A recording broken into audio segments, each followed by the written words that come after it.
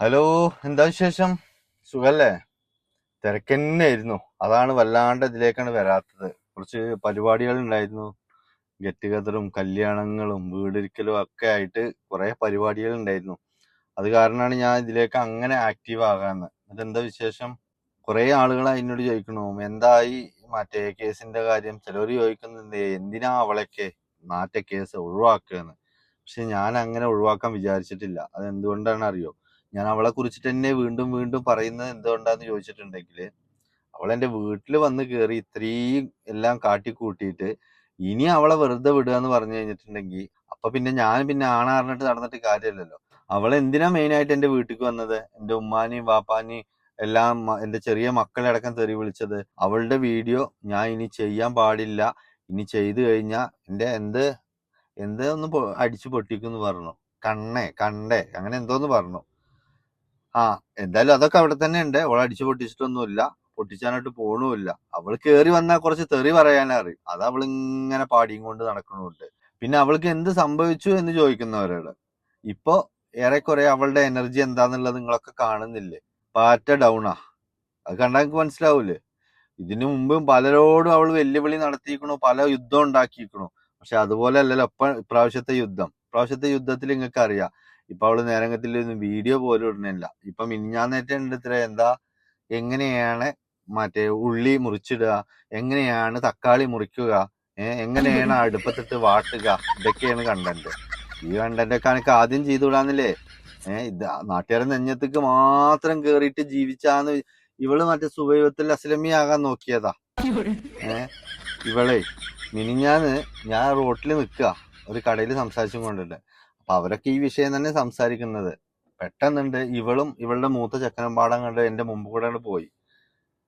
എന്നിട്ട് അവിടുന്നൊന്നും മുണ്ടാണ്ട് അറിയാത്ത പോലെയാണ് പോയിട്ട് കുറച്ച് അപ്പുറത്ത് നിന്നിട്ട് അവളുടെ മോനിക്ക് കാണിച്ചു കൊടുക്കുകയാണ്, അതാണ് ഷെരീഫ് എന്ന്. അവനെ കണ്ടിട്ടില്ല. അപ്പൊ അവൻ ഇങ്ങനെ എത്തി നോക്കുക. അപ്പൊ ഞാൻ ചോദിച്ചു എന്തൊക്കെ ചോദിച്ചു. അപ്പൊ അവൻ അങ്ങോട്ട് തിരിഞ്ഞു. അപ്പൊ ഞാൻ പറഞ്ഞു ഞാൻ തന്നെയാണ്, എന്താണ് ചോദിച്ചു. അതില് രണ്ടാളും വലിഞ്ഞു വിട്ടു. മതിക്ക് അങ്ങനെ വലിഞ്ഞു വിട്ടു. അതിങ്ങനെ കണ്ട ആളുകളൊക്കെ അപ്പുറത്തുനിന്ന് ചിരിക്കുന്നുണ്ട്. കാരണം എന്താ വെച്ചിട്ടുണ്ടെങ്കില് ആ ചങ്ങായി മരിക്കുന്നതിന്റെ മുമ്പ് ഇവളുടെ വേഷം കോലം എന്തായിരുന്നു? ലൂസ് ചുരിദാറ്, പർദ്ദ, കണ്ണീര്, കരച്ചില്, ആന, ചേന. ഓണ് മരിച്ചു കിട്ടിയപ്പോ പണ്ടാര പറഞ്ഞ മാതിരി ഓളെക്കാളും വലിയൊരു ജീൻസ് പാന്റ് കെട്ടിയിട്ട് അതും കൊണ്ട് ഇപ്പൊ ഞാൻ വന്ന മുതലേ ഉണ്ട് ആ ഒരൊറ്റ ജീൻസ് പാന്റ് ഉള്ളു തോന്നുന്നു. പറഞ്ഞിക്കണേ രണ്ടെണ്ണം എടുത്തു കൊടുക്കാം. ആ കുട്ടികള് പമ്പൈസ കൂറിയമായി മറ്റേ അതും കെട്ടി വലിച്ചും കൊണ്ട് ഇങ്ങനെ നടക്കുന്നതാണ്. ഇവളെ വിചാരത്തിന് ഇട്ട അവളെ ഐശ്വര്യ റായി എന്നാ. ഇപ്പൊ പഴയ മാതിരി അല്ലല്ലോ. ഇല്ല, ക്രീമും വിൽക്കണില്ല. ക്രീമിന്റെ എല്ലാ രഹസ്യങ്ങളും എല്ലാവർക്കും മനസ്സിലായിക്കണേ. 320 ഉറുപ്പിയുടെ സാധനമാണ് 1800-നും 2200-നൊക്കെ ഇവള് കച്ചവടം ചെയ്യണേ. എന്നിട്ട് എന്താ പണി? അവള് കണ്ടിട്ടില്ലേ ലൈവിൽ വന്നിട്ട് ഇരുന്ന് മാന്തുകാരം മാന്ത്. അതൊരു ചൊറീണ ക്രീമാണെന്നുള്ള ഏറ്റവും വലിയ ഉദാഹരണമാണ് ഓളെ മറ്റേ ലൈവ്. അത് കണ്ടാൽ തന്നെ മനസ്സിലാവും. കുറെ മൂക്കില് മാന്തും, കുറെ തൊള്ളയില് മാന്തും, കുറെ അണ്ണാക്ക് കച്ചിട്ട് മാന്തും. ഇതൊക്കെ ഇവളുടെ ക്രീം തേക്കല് തുടങ്ങിയിട്ടാണ്. ഇപ്പൊ നിസ്കാരക്കുപ്പായം എന്തായാലും ഇല്ല. നിസ്കാരക്കുപ്പായം ഇടാൻ ക്രീമില്ലല്ലോ. ക്രീം വെക്കാനാണ് ആകെ നിസ്കാരക്കുപ്പായം കൊണ്ട് 37 വരല്ലേ. ഇപ്പൊ ക്രീം ആരും വാങ്ങണില്ല, ക്രീമിന്റെ വിൽപ്പനയില്ല. അതുകൊണ്ട് എന്തായി?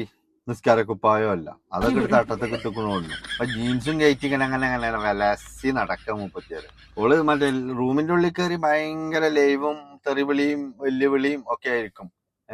ഓള് ഒരിക്കൽ വന്നു എന്ന് പറഞ്ഞിട്ട് ആ ഒരൊറ്റ പ്രാവശ്യം വന്നില്ലെന്നെ ഓൾക്ക് നന്നായിട്ട് മടുത്തുക്കണു. എല്ലാം നമുക്ക് തുറന്നു കാണിക്കാനോ എല്ലാം നമുക്ക് വീഡിയോ എടുത്ത് പോസ്റ്റ് ചെയ്യാനോ അവളെ അത്ര ബുദ്ധിയില്ലാത്ത ആളല്ലല്ലോ നമ്മള്. ഇനിയിപ്പോ ഒരു കാര്യം, അവളെ പറഞ്ഞു കഴിഞ്ഞിട്ടുണ്ടെങ്കിൽ അപ്പൊ വീട്ടിലേക്ക് വരുന്നോളല്ലേ. ഇനിയൊന്ന് വരാൻ പറഞ്ഞു നോക്കാണ്. നിങ്ങൾ 1 ലക്ഷം 2 ലക്ഷം 10 ലക്ഷം ഓഫർ ചെയ്തോ, ഓള് വരൂല. അവളെ കുറിച്ച് ആരെന്ത് പറഞ്ഞാലും അവരുടെയൊക്കെ വീട്ടിലേക്ക് ചെല്ലണല്ലേ. ഇപ്പൊ ഉദാഹരണത്തിന് എന്റെ വീട്ടിലേക്ക് ഒരിക്കൽ വന്നു.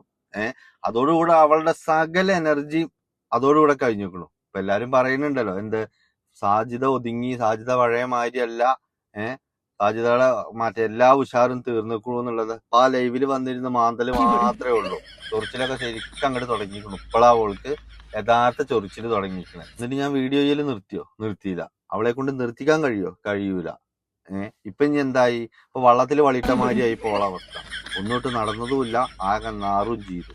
ആ അവസ്ഥയാണ് ഇപ്പോൾ ഉള്ളത്. നിങ്ങൾക്ക് സംശയം ഉണ്ടെങ്കിൽ ഒന്നുകൂടി വരാൻ പറഞ്ഞു നോക്കാം. നിങ്ങൾ എത്ര വലിയ ലക്ഷം ഓഫർ ചെയ്താലും ഓള് ഇനി എന്റെ വരയ്ക്ക് വരൂല. ഓൾക്കറിയാം വന്ന ഇഞ്ഞോള് ഇഴഞ്ഞിട്ട് പോലും ആ മുറ്റം കടക്കൂല എന്നുള്ളത്. വെല്ലുവിളിച്ചാ വെല്ലുവിളി സ്വീകരിക്കണോളല്ലേ ഓള്, അല്ലേ? ഒന്ന് വരാൻ പറ. മണ്ണാർക്കാട്ട് മാക്സിമം ഓളെ കാണുമ്പോ കാർക്കിച്ച് തുപ്പിയിട്ടും ആട്ടിയിട്ടും വിടുന്നുണ്ട്. ഓരോടത്തേക്കും കയറ്റുന്നില്ല. അതെന്താ വെച്ചിട്ടുണ്ടെങ്കില് മണ്ണാർക്കാട് ഓളെ നിർത്താൻ സമ്മതിക്കൂല. അങ്ങനെ ആക്കിക്കണു ഓളെ അവസ്ഥ. ഇന്നലെ ഒരു താത്ത പറയുന്നുണ്ട്, അവളൊരു കടയിൽ വന്നിട്ട് അവള് വലിയൊരു യൂട്യൂബേരത്തിലെ മാലിന്യ നിർത്താം, ഒരു പട്ടി പോലും തിരിഞ്ഞു നോക്കണില്ല ഓളെ. എന്നിട്ട് ഓളെ എന്തൊക്കെയാ അവിടെ കാട്ടിക്കൂട്ടിയിട്ട് ആരും മെയിൻറ്റെയിൻ ഇല്ലാന്നുണ്ടെങ്കിലാണ് ഇറങ്ങിപ്പോയിന്ന്. അതാണ് മണ്ണാർക്കാട്ടുകാര്. പുല്ല് വില തരൂല മോളെ. ഇജാന്റെ എന്ത് വലിയ സംഭവമാണെന്നൊക്കെ പറഞ്ഞ് നടന്നിട്ട് ഇപ്പൊ എന്താ ഈ അവസ്ഥ? ഒപ്പല്ല ആള് പോലും ഇല്ലല്ലോ. കിട്ടുന്ന പിരിവും നിന്നു. ഇവളൊരു അക്കൗണ്ട് ഒക്കെ കൊണ്ട് സെറ്റ് ചെയ്ത് വെച്ചിരിക്കായിരുന്നു. എന്തിനെ? അയക്ക് ഇടാൻ വേണ്ടിയിട്ട്, പൈസ ഇടാൻ വേണ്ടിയിട്ട്. എന്നിട്ട് അന്തോ കുന്തോ ഇല്ലാതെ കുറെ ആളുകൾ പൈസ ഇട്ട് കൊടുത്തിരുന്നു. അതൊക്കെ നിന്നു, അതൊക്കെ നിർത്തി. അതാണ് ഇവൾക്ക് മെയിനായിട്ട് എന്നോടും കൈസിനോടുമാണ് ഇത്ര വലിയ ദേഷ്യം. ആ ദേഷ്യത്തിന് കാരണം എന്താണ്? സത്യങ്ങൾ ഞങ്ങൾ വിളിച്ചു പറഞ്ഞു. കാരണം എന്താ? ഞങ്ങള് നാട്ടുകാരാണുങ്ങളോട് അവൾ ഇങ്ങനെയാണെങ്കിൽ അവളുടെ സ്വന്തം ഭർത്താവിനോട് എങ്ങനെയായിരിക്കും? ഒന്ന് ആലോചിച്ച് നോക്കി. എനിക്ക് ചിന്തിക്കാൻ കഴിയോ? നിങ്ങൾ ഇവളെ മാത്രമാണ് പാപം, ഇവള് മാത്രമാണ് പാപം, 5 മക്കളെ പോറ്റാൻ വേണ്ടിയിട്ടല്ലേ വാപ്പല്ലാത്ത? എങ്ങനെ വാപ്പല്ലാതെ ആയത്? വാപ്പാനെ ഇല്ലാതാക്കിയതാണേ. പിന്നെ എങ്ങനെ ആ സഹതാപത്തിന്റെ പേരിൽ നിങ്ങൾ അവൾക്ക് മറ്റേ കാശ് അയച്ചു കൊടുക്കല്? ഇവള് കാശ് അയച്ചു കൊടുക്കുന്നത് മാത്രല്ല, ഇവള് കടം വാങ്ങലും ഓരോ ആളുകളെ വിളിച്ചിട്ടും മെസ്സേജ് അയച്ചിട്ടും ഇരന്ന് പൈസ വാങ്ങിയിട്ട് ഇന്ന് വരെ കൊടുക്കാത്ത ആളുകളുണ്ട്. എന്നോട് പലരും പേഴ്സണലി മെസ്സേജ് വിട്ട് പറഞ്ഞേക്കണു. പിന്നെ മാത്രല്ല, ഇവളിവിടെ പല ആളുകളെത്തും പറഞ്ഞേക്കണു ഞാൻ ബിഗ് ബോസ്ക്ക് പോവുകയാണെന്ന്. എങ്ങനെ? ബിഗ് ബോസ്ക്ക് പോവുകയാണ്. അപ്പോ അതിന്റെ പേരിലൊക്കെ കുറെ ഇവള് കടം വാങ്ങലും റോള് ചെയ്യലും ഒക്കെ ചെയ്തേക്കണു. ആരൊക്കെ കുത്തിനും പിടിച്ച് കുറച്ചൊക്കെ വാങ്ങിക്കണു. ഇനിയും കിട്ടാണ്ട് ഇവളങ്ങോട്ട് ബിഗ് ബോസ്ക്ക് പോവുക. ഇവള് ബിഗ് ബോസ് പോയിട്ട് അവിടെ വെക്കാനായിട്ട് ലൈവ് ഇടാണ്ട പരിപാടിക്കാണ് ഇവളൊക്കെ ഉണ്ട് അവിടെ എടുക്കണു. ഇത് വിശ്വസിച്ച ആളുകൾക്ക് ഒരു ചോറല്ലേ തിന്നണേ? ഒന്ന് ആലോചിച്ച് നോക്ക. അവിടെ ഉള്ളതേ ഏറെക്കുറെ കണക്ക് സൈസാണ്. എന്നാലും അവരവരുടേതായ ഒരു മാന്യത, അതായത് കുടുംബങ്ങളെ വിറ്റ് ജീവിക്കുന്ന ആരും അതിനകത്തില്ല. അത് നിങ്ങൾക്ക് അറിയാലോ, അല്ലെ? ഇവളങ്ങനെയാണോ? ഇവളുടെ കണ്ടന്റ് ഇവളുടെ ഉമ്മാന്റെ മറ്റേ ഡ്രസ്സില്ലാത്ത വീഡിയോ, മാപ്പിളിന്റെ മറ്റേ മരണ വാർത്ത, മക്കളെ മുന്നിൽ നിർത്തിയിട്ട് പൈസ പിരിവ്, പിന്നെ മാത്രമല്ല നാട്ടുകാരെ മുഴുവൻ തെറി വിളിക്കുക. ഇതൊക്കെയാണ് ഇവളുടെ കണ്ടന്റ്. ആ ഇവളൊക്കെ മാരുന്ന പരിപാടിക്ക് എടുക്കും.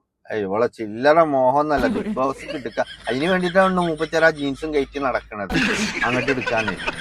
ഇജ്ജ് ഭയ ലൂസ് ചുരിദാർ തന്നെ ഇട്ടോ, അതേ എനക്ക് ചേരുള്ളൂ. ഇതൊന്നും എനക്ക് ഒരിക്കലും ചേരൂല. ഞാൻ പറഞ്ഞില്ലേ, കുട്ടികൾ വമ്പൈസ് തൂറിയ മാതിരിയാണ് എന്റെ ആ ഒരു നടത്തം. മറ്റേ ഇവിടെ മൊത്തം ആളുകൾ ചെന്ന് പോയപ്പോ ഞാൻ രാത്രി പോകുമ്പോ നിന്ന് ചിരിക്കുക. എന്റെ ഒരു വേഷം കെട്ടും കോലവും കണ്ടിട്ട്. ഇജെന്താന്ന് നല്ലോണം അറിയണതാ. ഞാൻ എന്റെ നാട്ടിലേക്ക് ഒന്നുകൂടിയും പോകണ്ട. എന്തിനറിയോ? ഒരു ഇന്റർവ്യൂ ഉണ്ട്. ആ ജീൻസ് പാന്റിലൊന്നും മാറ്റ്. മനുഷ്യന്മാരിത് കണ്ട് കണ്ട് കണ്ട് അതിന് മോട്ടൊക്കെ വരൽ തുടങ്ങിയിട്ടുണ്ടുണ്ട്.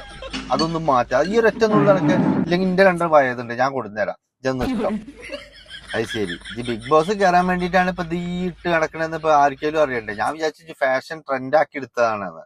അതിപ്പോഴല്ല ഇപ്പൊ ഓരോരുത്തര് ഇജ് കായ് കടം വാങ്ങിയാലൊക്കെ പറയുമ്പോഴല്ലേ നമ്മളറിയുന്നത്. ഇജ് വലിയ മോഡലിംഗ് അയക്കണു. മറ്റാള് പറഞ്ഞ മാതിരി കുട്ടി ഏതോ വലിയ സ്ഥലത്താ പഠിക്കണ അറിയില്ലേ, ആ ഇറ്റ് അയക്കണു എന്നുള്ളത്. ഇജ് ഏതാണെന്നും എന്റെ സ്റ്റാൻഡ് എന്താണ്? ഇജ് എന്ത് ജീൻസ് പാന്റ് അല്ല, ഇജ് ഒന്നായിട്ടൊരു ഡാർപ്പായിട്ട് മൂടിയാലും ശരി, എന്റെ സ്റ്റാൻഡ് എന്താണ് ഇവിടെ എല്ലാവർക്കും അറിയും. സത്യം പറയാലോ, ഇജ് പോണ കണ്ടിട്ടും സകല മനുഷ്യന്മാരും ചിരിക്കുന്നുണ്ടോ? അത്ര വലിയ കോമാളിയാണ് ഇജ് ഇവിടെ. ഇജ് വിചാരിച്ചിട്ട് ഇജ് വലിയ യൂട്യൂബർ ആയിട്ട് ഇങ്ങനെ നടക്കുകയാണെന്നാ. പക്ഷെ എന്നെ കണ്ട പട്ടിയുടെ വില ഇവിടെ അല്ല. മനസ്സിലായോ? അതെനക്കും അറിയാം. അതുകൊണ്ടാണല്ലോ ഇജ് തലേന്ന് പൊന്തിച്ച് നോക്കാത്തത്. മജ്ജ് മനുഷ്യന്മാരെ മുഖത്തൊന്ന് നോക്ക്, അപ്പൊ അറിയാം അവര് ചിരിക്കുന്നതും പരിഹസിക്കുന്നതും എന്താണെന്നുള്ളത്. എന്തുകൊണ്ടറിയോ? നിന്റെ കയ്യിലിരിപ്പ. നിന്നോടുള്ള പൊറുതി മുട്ട കൊണ്ട് ഒരുത്തൻ കയറെടുത്ത് തൂങ്ങി മരിച്ചില്ലേ? നിന്റെ മക്കളുടെ തന്തയാണെന്ന് പറഞ്ഞ് നടക്കുന്ന ഒരു ചങ്ങായി, നിന്റെ കെട്ടിയവനെന്ന് പറഞ്ഞ ചങ്ങായി, അവൻ എന്തുകൊണ്ടാണ് അങ്ങനെ തൂങ്ങി മരിച്ചത്? നിന്നെയും കൊണ്ട് സഹി കെട്ടിട്ട്, അല്ലെ? ശരിക്കും എന്റെ അഭിപ്രായത്തിൽ ആ മരണൊക്കെ എങ്ങനെയാണെന്നുള്ളത് തെളിയിക്കന്നെ വേണം. ഞാൻ എന്തായാലും അവളുടെ നാട്ടിലൊന്ന് പോകുന്നുണ്ട്. നല്ലൊരു ഇന്റർവ്യൂ എനിക്ക് ഏറെക്കുറെ പറഞ്ഞ് സെറ്റ് ആക്കിയിട്ടുണ്ട്. അപ്പൊ അങ്ങനെ ഒരു കണ്ടന്റും കൂടി ഇനി വരാനുണ്ട്. അവളുടെ നാട്ടിലത്തെ ഒരു ഇന്റർവ്യൂ. ഞാൻ പറഞ്ഞില്ലേ, ഞാൻ ഇത് വെറുതെ ഒന്നും അങ്ങോട്ട് നിർത്തി പോകുന്ന വിചാരിക്കണ്ട.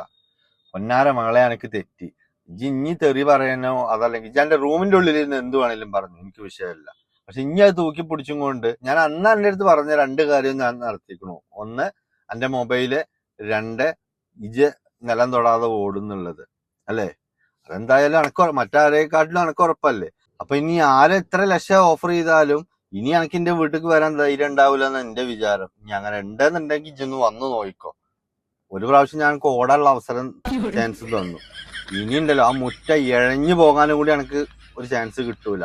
സംശയം ഉണ്ടെങ്കിൽ ഒന്ന് വന്നു നോക്കിക്കോ. ഇത് എന്റെ കണക്കിൽ വെല്ലുവിളിയാണെങ്കിൽ ആ വെല്ലുവിളിയായിട്ട് തന്നെ ഏറ്റെടുത്തോ. ഒന്ന് വന്നോക്ക. ഇനി വന്നോക്ക് നീ. അപ്പ അറിയാം എനിക്ക്.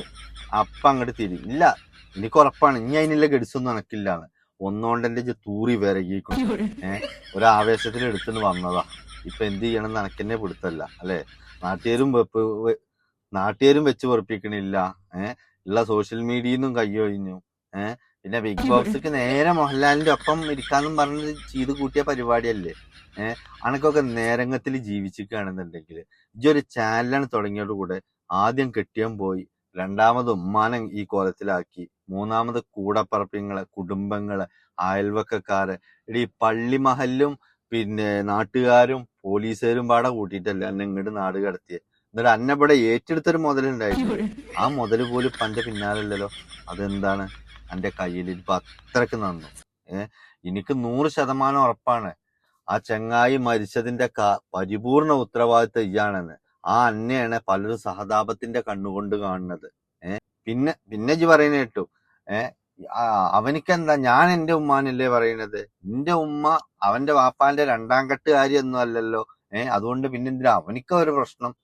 ഞാൻ എന്റെ ഉമ്മാനല്ലേ പറയണത്. എടി, നിന്റെ ഉമ്മാനെ നീ നിന്റെ വീട്ടിലിരുന്നിട്ടോ അതല്ലെന്നുണ്ടെങ്കിൽ നിങ്ങളുടെ ചുമരിന്റെ അകത്തിരുന്നിട്ടോ അല്ല പറയുന്നത്. നീ പറഞ്ഞത് മുഴുവൻ സോഷ്യൽ മീഡിയയിലാ. അതിന് മറുപടി ഇനിയും പറയും. നീ സോഷ്യൽ മീഡിയയിൽ എന്ത് കോപ്രായം കാണിച്ചാലും ശരി, നിന്റെ ഉമ്മ എന്റെ ഉമ്മ എന്നുള്ളതല്ല, ലോകത്തെല്ലാരും ഉമ്മയും പെങ്ങളും എന്നുള്ള കണ്ണിൽ കാണുന്നവർക്ക് ഇതൊക്കെ വലിയ വിഷയം, വലിയ സങ്കടമുള്ള കാര്യമാണ്. നിനക്കിപ്പോ എന്തല്ലേ, ഭർത്താവിനെ അങ്ങനെ ആക്കി, ഉമ്മാനെ എങ്ങനെ ആക്കി, അനിയത്തിമാരെ അങ്ങനെ ആക്കി. അനിയത്തിമാരുടെ ഉമ്മാടെയൊക്കെ മറ്റേ വ്യഭിചാരത്തിന്റെ രഹസ്യങ്ങൾ വിളിച്ചു പറയലല്ലേ നിന്റെയൊക്കെ കണ്ടന്റ്. ഉളുപ്പില്ലാത്തോളെ. ഇതിലേക്ക് നല്ലത് എന്താ അറിയോ, ആ ചെങ്ങായി മരിച്ച നേരം നിനക്കണ് മരിച്ചിട്ടാണെങ്കിൽ ഈ കുട്ടികളെങ്കിലും രക്ഷപ്പെട്ടിരുന്നു. ഇത് എന്ത് പ്രയോജനം.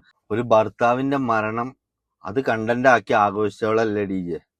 നിന്റെയൊക്കെ സ്റ്റാൻഡേർഡ് എന്താ? നിന്നൊക്കെ ഞാൻ എങ്ങനെ വെറുതെ വിടുക? ഒരിക്കലും പ്രതീക്ഷിക്കരുത് കേട്ടോ.